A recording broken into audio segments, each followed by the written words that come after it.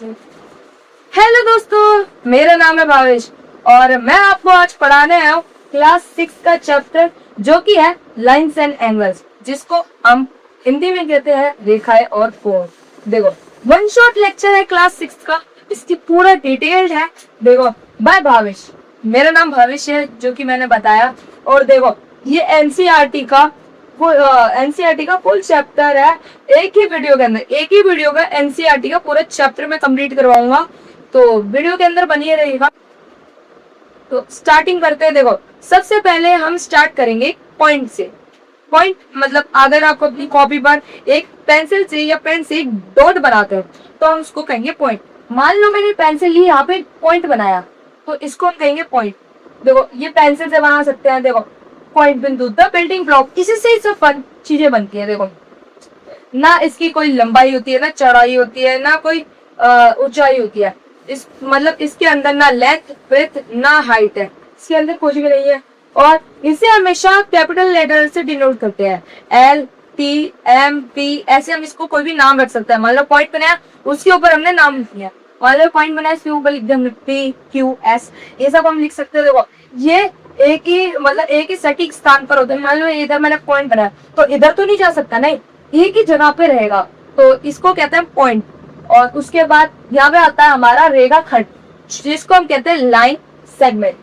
देखो, ये सबसे छोटी बात होती है, देखो, कागज की, मान लो ये मैंने कागज लिया, वहां से देखो ये लाइन बन रही है, तो लाइन के अंदर दो पॉइंट है, उसको हम कहेंगे, मान लो स्टार्टिंग पॉइंट ही एंड पॉइंट, दो पॉइंट है ना, दो पॉइंट के बीच में मैंने लाइन खींच दी, तो उसको कहिए लाइन सेगमेंट। मान लो इधर मैंने बनाया पॉइंट ए, इधर बनाया पॉइंट डी, दो पॉइंट बनाए, बीच में मैंने खींच दी एक लाइन, तो इसको क्या हम कहेंगे, उसको कहेंगे हम लाइन सेगमेंट। टेढ़ी मेढ़ी नहीं बना सकते, हमेशा स्ट्रेट होगी। कोई भी लाइन बनती है हमेशा स्ट्रेट रहेगी। अगर वो कर्व में हो गई, कर्व, तो गलत हो जाएगा, वो फिर लाइन नहीं होगा। देखो, ये दो बिंदुओं के बीच का सबसे छोटा, दो बिंदु है, बीच का सबसे छोटा रास्ता, सबसे छोटा वो होता है, इसको हम कहते हैं शॉर्टेस्ट रूट। इसके देखो, इसके अंदर दो एंडलेस पॉइंट होते हैं, मतलब ये दो पॉइंट है इसके अंदर, पॉइंट ए और पॉइंट बी, उसको हम मतलब नाम दे सकते हैं पॉइंट ए और पॉइंट, इसको हम कुछ भी कह सकते हैं, पॉइंट ए बी भी कह सकते हैं या पॉइंट बी ए भी कह सकते हैं, कुछ भी कह सकते हैं, गलत नहीं होगा। देखो, इसे ए बी या बी ए लिख सकते हैं।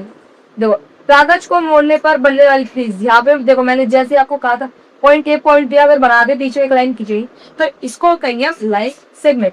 तो उसके बाद आएगी रेखा, रेखा यानी कि लाइन। तो लाइन देखो नेवर एंडिंग, ये दो पॉइंट बना दो, लाइन बना दो, कभी नहीं खींचे, देखो कभी नहीं खत्म होगी, यहाँ से जा रही है, एंड नहीं होगी, यहाँ से जा रही, जाती रहेगी। मान लो मैंने पूरा अर्थ है, हमारे पूरे अर्थ के चारों तरफ लाइन खींच दी, क्या खत्म होगी? नहीं, वो तो बढ़ती रहेगी, इनफाइनाइट होती है।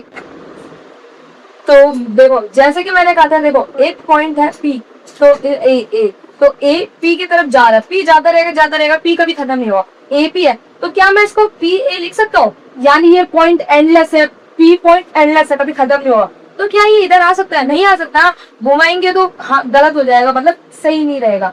तो देखो, इसका एक स्टार्टिंग पॉइंट होता है और ये आगे तक जाती है। ये देखो, इधर एक टॉर्च है, ये एक पॉइंट मान लो, ये आगे तक जा रही है, टॉर्च की रोशनी जाती रहती।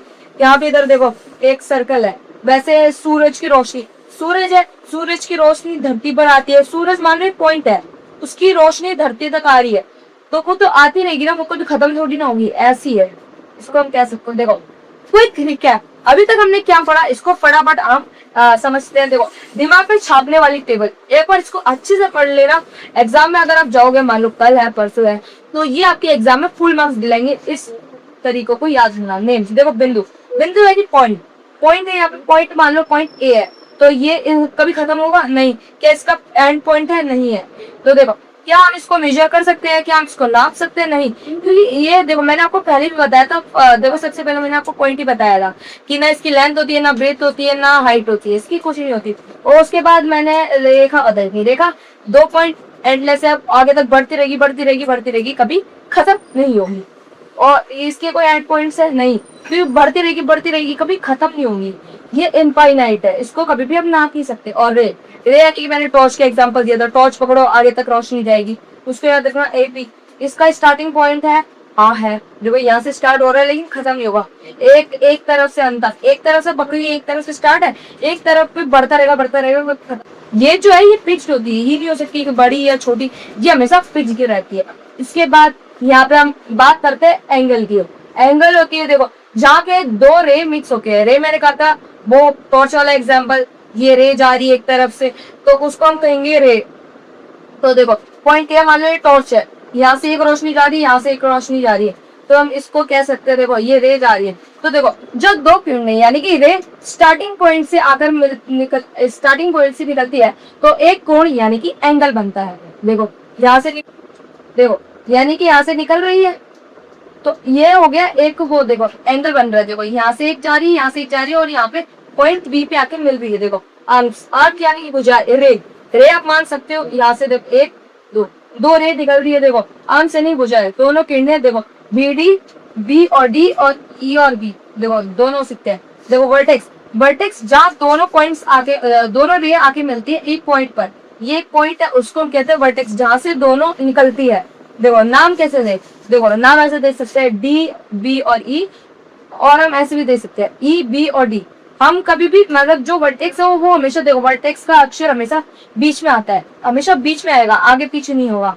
ये देखो अगर हम ऐसे कर दे देखो बी ई और डी, बी डी ई, या फिर हम ऐसे कर दे डी ई बी, गलत मिसमैच हो जाएगा भाई। देखो अब देखो हमारे आसपास के कोण यानी कि एंगल्स इन रियल लाइफ, हमारे आसपास हजारों लाखों एंगल्स है, तो हम उसको देखो देख सकते हैं। देखो बुक, मान लो मेरे पास ये वाली बुक है, तो देखो जब ये बुक ऐसे खोल रही है तो देखो ये बुक खुली तो इसमें एक एंगल बन रहा है, देखो आपको एंगल दिख रहा है।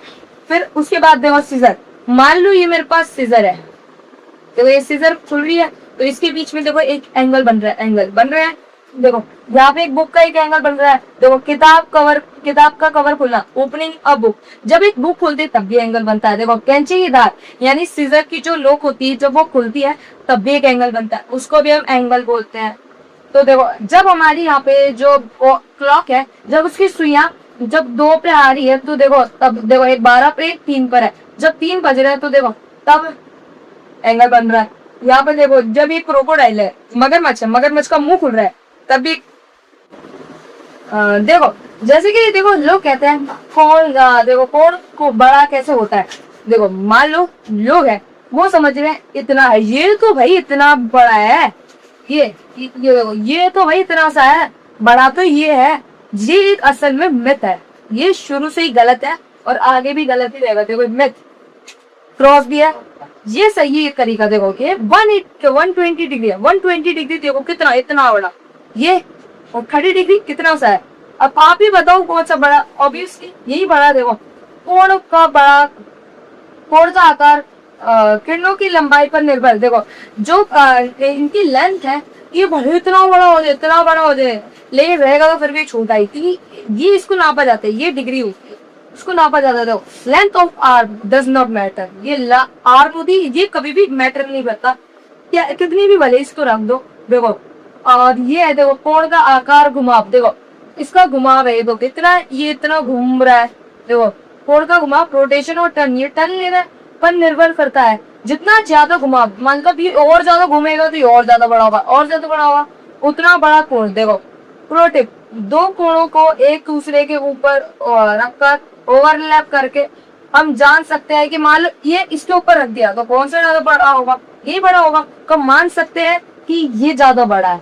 ऐसे इसको देखा जाता है, उसके बाद देखो नापेंगे कैसे, नापते कैसे है एक्चुअली। देखो ये पहले ये होता है डी, अगर आपके घर में डी होगा तो ले आओ उसको देख लेना, डी है जहाँ पे देखो एक सबसे पहले देखो वर्टेक्स को प्रोटेक्टर के सेंटर पर रखे। देखो प्रोटेक्टर का ये सेंटर होता है, इसको जीरो बोलते हैं, जीरो जहाँ पे इसका सेंटर होता है वर्टेक्स का। पापा जी जानबूझ के हिला रही है, अरे बैठिए, ये हाथ ही करके हिला रही है, मैंने इसको देखा। देखो यहाँ पे पाजी कोई नहीं यहाँ पे देखो, यहाँ पे इसका सेंटर होता है। देखो दूसरा एक आर्म को जीरो वाली बेस लाइन के पीछे रखे। देखो यहाँ पे हमने 0 को रखा। दूसरी आर्म जहां से गुजरेगी वहां आपको, मान लो आपको टीचर कहते हैं कि 60 डिग्री पे आपको 60 डिग्री का एंगल बना, 0 पे रखो वर्टेक्स पर, उसके बाद इधर 60 लिखा है, उस 60 पर लाइन बना दो, तो ये आपका बन जाएगा 60 डिग्री का एंगल। अगर आपको मैं बोलूँ 70 डिग्री का एंगल, तो 70 डिग्री का एंगल बन जाएगा यहाँ पर, जहाँ पर 70 लिखा है। अगर 80 बोलूँ तो यहाँ पे बन जाएगा। देखो कोणों को डिग्री, तो मतलब जो कोणों मतलब ये होता है एंगल होता है, इसको हमेशा डिग्री में मापा जाता है। कुछ भी लिख दो उसके आगे डिग्री। देखो 60 degree, 50 degree, 40 degree, 30 degree, 20 degree, 10 degree, 0 degree. उसके बाद देखो समकोण यानी कि आपका राइट एंगल, राइट एंगल, और शत्रुकोण यानी कि स्ट्रेट एंगल, शत्रुकोण यानी कि स्ट्रेट एंगल। इसके बाद यहाँ पे देखो 90 डिग्री का एंगल हमेशा देखो कैसे रहेगा, राइट एंगल। यहाँ पे देखो पिछली वाली इमेज में देखो इधर 90 लिखा है, देखो बड़ा बड़ा 90 लिखा है। यहाँ पे देखो 90 डिग्री का एंगल बनता है, आप चेक करो 90 डिग्री का बन रहा है। तो देखो राइट एंगल, इसको 90 डिग्री को बोलते हैं हम राइट एंगल। क्या बोलते हैं एक बार मेरे साथ बोलो, 1 2 3 राइट एंगल। देखो राइट एंगल यानी कि समकोण, बिल्कुल एल जैसा, देखो एल है, देखो एल जैसा बन रहा है। देखो परपेंडिकुलर, देखो 2 परपेंडिकुलर लाइन से बनता है, ये इसके परपेंडिकुलर, ये इसके परपेंडिकुलर। क्या बोला मैंने, ये लाइन इसके परपेंडिकुलर, ये लाइन इसके परपेंडिकुलर है, इसको ऐसे मापा जाता है। तो इसके बाद देखो why should you argue with a 90 degree angle because they are always right। देखो अगर आप, एक बात है, क्या ये 90 डिग्री का एंगल राइट है? नहीं, ये हमेशा से राइट है, इसलिए इसको राइट बोलते हैं। देखो ये राइट होता है इसलिए हम इसको राइट बोलते हैं। 180 डिग्री, देखो ये 180 डिग्री लिखा है, ये देखो यहाँ भी 180 डिग्री लिखा है, ये देखो पूरा 180 डिग्री है। 180 डिग्री यानी स्ट्रेट लाइन बन रहा है, देखो स्ट्रेट लाइन बन रहा है, तो इसको हम कहेंगे स्ट्रेट एंगल। देखो स्ट्रेट एंगल, सज्जु कोण, बिल्कुल सीधी रेखा, बिल्कुल सीधी लाइन। देखो माप 180 डिग्री का होता है ये, दो एंगल को जोड़ने पे। देखो 90 डिग्री के एंगल को हम बोलते, राइट एंगल ट्रायंगल को बोलते हैं, लाइक राइट एंगल को बोलते हैं हम 90 डिग्री। तो दो राइट एंगल यानी कि 90 + 90 = 180।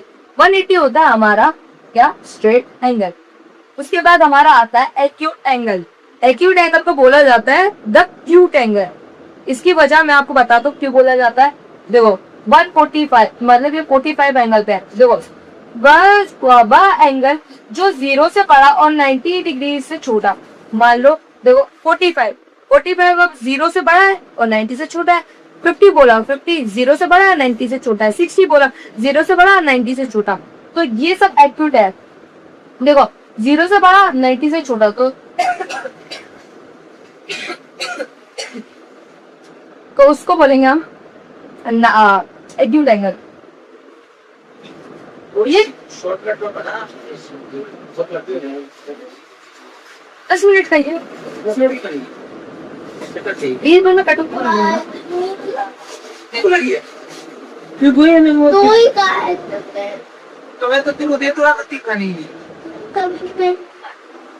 अब अच्छे 2 मिनट।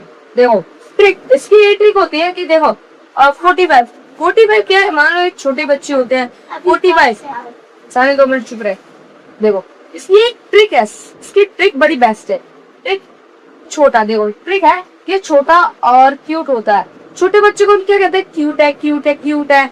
हम जैसे मान लो एक छोटा लड़का है, हम उसको यार ये कितना क्यूट है, तो वैसे ही देखो 45 छोटा है, तो देखो इतना सा है, इसको आप ऐसे भी नाप सकते, कितना है, इतना सा बच्चा छोटा होगा, तो हम इसको कहेंगे क्या, क्यूट है। छोटा बच्चा यानी क्यूट। तो क्यूट कैसे लिख सकते हैं, a cute angle, a cute boy, a cute angle. तो उसको क्यूट एंगल को एक्यूट बोलता है। देखो उदाहरण 40, 50, 70। देखो मैं आपसे ये पूछ रहा हूँ 90 डिग्री क्या एक्यूट में आएगा या राइट एंगल ट्रायंगल में आएगा, आंसर कमेंट पे बताना। उसके बाद देखो ये right angle triangle right angle में बनता है और ये एक्यूट एंगल इन दोनों के बीच में यानी 45 डिग्री पे आता है। उसके बाद आ गया हमारा ऑब्ट्यूज एंगल यानी कि अधिक एंगल। तो इसको हम देखो द बिग गाय। अब ये देखो इतना बड़ा हो गया, इतना बड़ा हो गया, तो इसको हम कहेंगे बड़ा। देखो वह कोण जो 90 से बड़ा होता है और 180 यानी सज्जु कोण से छोटा, 90 से बड़ा 180 से छोटा, तो उसको हम कहेंगे ऑब्ट्यूज एंगल हेड। ये हमेशा एल शेप से बड़ा होगा, ये एल है इससे बड़ा, यानी ये एल है, ये एल से बड़ा होगा, तो उसको कहेंगे आप 135 डिग्री, मतलब उसको देंगे ये ऑब्ट्यूज एंगल। उदाहरण 110, 130, 170 है। अब इस पे आपको एक और क्वेश्चन है, 180 क्या स्ट्रेट एंगल होगा या फिर ऑब्ट्यूज होगा, और ये भी बता देना 179 क्या होगा, ऑब्ट्यूज या स्ट्रेट, ये बता देना। ओ सॉरी 179 तो इधर ही लिखा है, आप बता देना 160 बता देना। और देखो इतना आपका एक्यूट था, तो इतना आपको ऑब्ट्यूज में आ जाएगा, इतना ऑरेंज कलर ना ऑब्ट्यूज, ऑरेंज कलर याद रखना ऑब्ट्यूज। अब आपको ये कहेगा ये ऑब्ट्यूज क्या आएगा, अगर देखो इतना है, देखो 0 से 90 के बीच में जो है एक्यूट, देखो एक्यूट बना रखा है, देखो 0 से 90 के बीच एक्यूट समकोण यानी कि राइट एंगल आपका ऐसे बन रहा है। उसके बाद आपको देखो ये टाइप्स ऑफ मास, ये टाइप्स ऑफ एंगल के आपको टाइप्स बताओ, स्मार्ट चार्ट है, इसको याद रख लेना, पेपर में पढ़ के जाओगे 100% मार्क्स आएंगे, देख लेना। उसके बाद अधिक कोण यानी ऑब्ट्यूज मैंने कहा था ऑरेंज कलर में आता है, देखो 90 से 180 के बीच में, देखो 90 से 180 के बीच में, और देखो ये स्ट्रेट लाइन यानी पूरा स्ट्रेट लाइन पूरा, तो पूरा होगा हमारा स्ट्रेट लाइन यानी 180 डिग्री। तो यही पे होता है हमारा चैप्टर खत्म। देखो चैप्टर खत्म, मिशन कंप्लीट होगा। आपका होमवर्क ये है कि आपको अपने घड़ी के अंदर देखना है और ये देखना है कि 3 बजे है और 3 बजने पे कौन सा एंगल बन रहा है, ये देखना कि देखो 3 बजने पे सुइयों के बीच में कौन सा एंगल बन रहा है। यहाँ पे देखो 100% आप मास्टर बन गए उस चैप्टर के। जब अगर अभी तक आप मेरे साथ हो और आपने ये पूरा लेक्चर देख लिया है, तो आपको मेरी तरफ से तालियां, और आप इस चैप्टर के मास्टर बन चुके हो। देखो आज हमने क्या क्या फोड़ा यानी कि पढ़ा, मैं इसको ऐसे ही बोलता हूँ फोड़ा।